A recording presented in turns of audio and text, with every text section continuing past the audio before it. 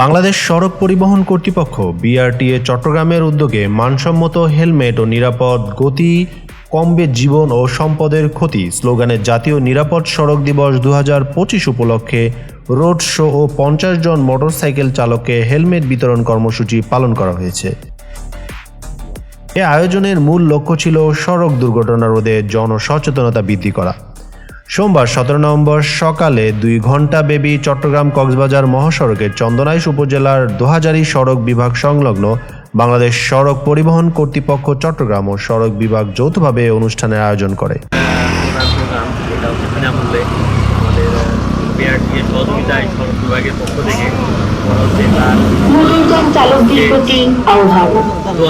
গতিসীমা মেনে চলুন, গতিসীমার অতিরিক্ত গতিতে যান চালাবেন না।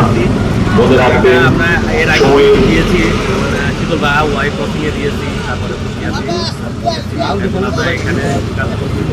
এটার একটাই লক্ষ্য যে সচেতনতা বৃদ্ধি, বিশেষ করে মোটরসাইকেল আরোহী তারা হেলমেট সবসময় ব্যবহার করেন এবং হেলমেট ব্যবহার করলে কিন্তু বড় ধরনের দুর্ঘটনা থেকে তারা রক্ষা পান।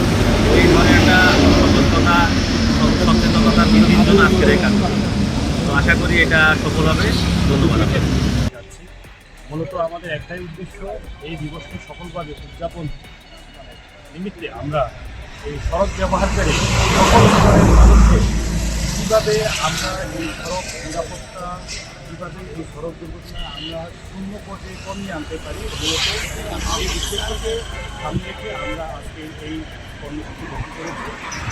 আমরা এই রাস্তায় এখন যে কর্মসূচি আমরা গ্রহণ করতে যাচ্ছি, মূলত যাদের মোটরসাইকেল রেজিস্ট্রেশন থাকবে এবং যাদের ড্রাইভিং লাইসেন্স থাকবে তাদেরকে আমরা বিনামূল্যে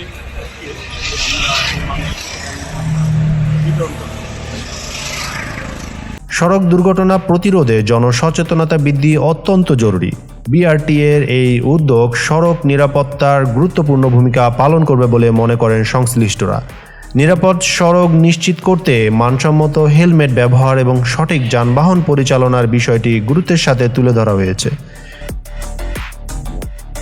অনুষ্ঠানে বিআরটিএ সহকারী পরিচালক উথাইয়ুনু চৌধুরী, উপবিভাগীয় প্রকৌশলী আবদুল্লাহ আল নোমান পারভেজ, সহকারী রাজস্ব কর্মকর্তা হারুনুর রশিদ, সড়ক বিভাগ সভাপতি আব্দুন নূর, মোটরযান পরিদর্শক সাইফুল ইসলাম, মুবিন খান, বোরহান উদ্দিন, উপসহকারী প্রকৌশলী আবু হানিফ সহ অনেকে উপস্থিত ছিলেন।